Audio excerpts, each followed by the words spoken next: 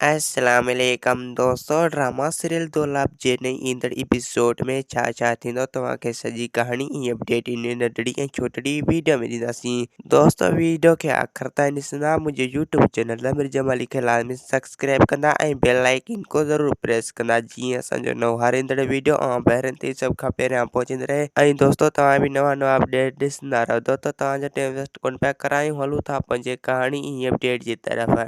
दोस्तों हाणे तव्हां ॾिसंदो त रिज़न ऐं ककर हाणे सोडल खे फासाइण जी कोशिशि कंदा। बहरहाल हाल ई फ़िलहाल सोडल हिननि जे चालनि में कॾहिं बि न ईंदो। ऐं ॿिए पासे दोस्तों हाणे तव्हां ॾिसंदो त मुराद ऐं अली ख़ान घणो परेशान हूंदा ऐं हू बार बार सोचींदा रहंदा त असां पीरियल खे कीअं आज़ादु करायूं। अगरि जेसीं ताईं असां पीरियल खे आज़ादु नथा करायूं जेसीं ताईं असां कुझु बि नथा करे सघूं। मुराद चवंदो त अगरि जेकॾहिं असां जज़्बात में को क़दम खणियो त पोइ असांजो भाउ पीरियल मारियो वेंदो। उन जे करे असांखे हारी फ़िलहाल पीरियल खे आज़ादु करणो पवंदो। ऐं अली ख़ान चवंदो त मुराद तूं पहिरियां पीरियल खे आज़ादु करा, बाक़ी बक़ाया ॻाल्हियूं पोइ ॾिसी वठंदासीं ऐं रेस शाहनवा खे बि पोइ मुंहुं ॾेई वठंदासीं। ऐं ॿिए पासे दोस्तों हाणे तव्हां ॾिसंदो त कुंज जेको आहे रेस शाहनवा खे दिलासा ॾींदो, यानी कुंज रेस शाहनवा खे धोखो ॾींदो। बहरहाल उन सां शादी कॾहिं बि न कंदो, छोजो कुंज जेको आहे रेस शाहनवा खे मारण जी कोशिशि कंदो ऐं कुंज जेको आहे रेस मंसूर सां शादी करण जी कोशिशि कंदो, छोजो रेस मंसूर उनजो प्यार ऐं मोहबत आहे ऐं हू रेस मंसूर खे कॾहिं बि न विसारींदो ऐं रेस शाहनवा खे धोखो ज़रूरु ॾींदो। ऐं ॿिए पासे दोस्तों हाणे तव्हां ॾिसंदो त रेस शाहनवा जेको आहे पुलिस खे चवंदो त हाणे तूं वञी मुराद जे घर में छापो हण ऐं तूं हुतां अली ख़ान खे ज़रूरु वठी आ। यानी पुलिस हाणे तमामु जल्द जेको आहे मुराद जे घर में छापो हणंदो। बहरहाल उते मुराद ऐं अली ख़ान न हूंदा, यानी हीअ पुलिस खां अॻे निकिरी वेंदा ऐं रेस शाहनवा जो इहो ख्वाबु अधूरो रहिजी वेंदो ऐं अली ख़ान जेको आहे कुंज खे कॾहिं बि तलाक न ॾींदो। ऐं पोइ रेस शाहनवा पुलिस मथां ज़ोर रखंदो। दोस्तों असांखे ॾींदा हाणे इजाज़त, वरी तव्हां सां मिलंदासीं की नई ईंदड़ वीडियो में। जेसीं ताईं पंहिंजो ख़्यालु रखंदा। ख़ुदा हाफ़िज़।